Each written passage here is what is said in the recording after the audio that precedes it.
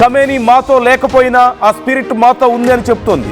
ఈ ఖమేనీ హత్య పరిణామాలు ఖచ్చితంగా తీవ్రంగా ఉంటాయని, మా జవాబు చూసి మీరు ఏడుస్తారు, వేడుకుంటారు అంటూ ఇరాన్ చెప్తున్నట్లుగా తెలుస్తోంది. ఇప్పటి వరకు ఒక లెక్క, ఇక మీద మరొక లెక్క అంటూ ఇరాన్ చెప్తుందట. మేము దాడులు చేస్తే శత్రువులు బెంబేలెత్తిపోవాల్సిందే, అమెరికా ఇజ్రాయిల్ ఖచ్చితంగా మూల్యం చెల్లించుకోవాల్సిందే అంటూ ఇరాన్ స్పీకర్ మరొక హెచ్చరికను జారీ చేసినట్లుగా తెలుస్తోంది. ఇప్పటికే మనం చూసాం ఇరాన్ జారీ చేసినటువంటి స్టేట్మెంట్ మీద ఖమేనీ ప్రాణాలు కోల్పోయిన తర్వాత ఇరాన్ ఒక హెచ్చరికను జారీ చేసింది, మీరు భారీగా నష్టపోతారని. దానికి తిరిగి ట్రంప్ కౌంటర్ ఇచ్చాడు, ఒకవేళ మీరు అలాంటి పని చేస్తే మీకు అంతకు మించిన ఇప్పటి వరకు మీరు చూసిన దానికంటే మరింత నష్టాన్ని చవిచూడాల్సి వస్తుంది అంటూ ట్రంప్ ఒక వార్నింగ్ ఇచ్చాడు. ట్రంప్ చేసినటువంటి ఆ వార్నింగ్కి తిరిగి మళ్ళీ ఇరాన్ నుంచి మరొక వార్నింగ్ మనం చూస్తున్నాం.